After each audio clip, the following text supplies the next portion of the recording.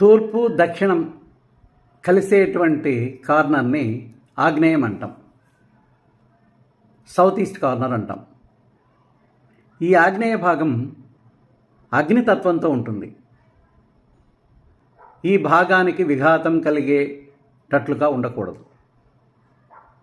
ఈ భాగానికి విఘాతం కలిగితే ఆర్థికపరమైనటువంటి ఇబ్బందులు, ప్రత్యేకించి ఆ గృహంలో నివసించేటువంటి స్త్రీలకు అనారోగ్య సమస్యలు కలిగేటువంటి అవకాశం ఉంటుంది. కనుక ఆగ్నేయ దోషం లేకుండా ఉండేటట్లుగా చూసుకోవాలి.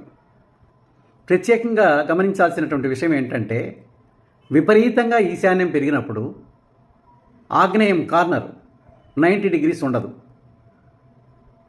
అలాంటి పరిస్థితుల్లో కూడా ఆగ్నేయ దోషం వస్తుంది. అలాగే ఆగ్నేయంలో, దక్షిణ ఆగ్నేయంలో గోతులు, నూతులు ఇలాంటివి ఉండకూడదు.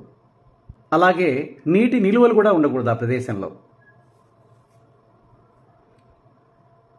ఇలాంటి నీటి నిలువలున్న ఆగ్నేయంలో నూతులు, గోతులు ఉన్న ఆగ్నేయ దోషం ఏర్పడుతుంది. అలాగే తూర్పు ఆగ్నేయం వీధి చోల ఏర్పడింది అనుకోండి, ఇలాంటి దోషాలు ఏమీ లేకుండా ఆగ్నేయ స్థలాన్ని మనం సెలెక్ట్ చేసుకోవాలి.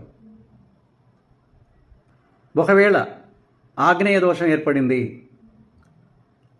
అని మీకు అనిపించినప్పుడు నిపుణులైనటువంటి వాస్తు సిద్ధాంతులతో సంప్రదించి ఆ దోష పరిశీలన చేసుకొని అక్కడ అలాంటి దోషాలు ఏమైనా ఉన్నాయా, దాన్ని మనం ఎలా సవరించుకోవచ్చో ప్రయత్నం చేయండి.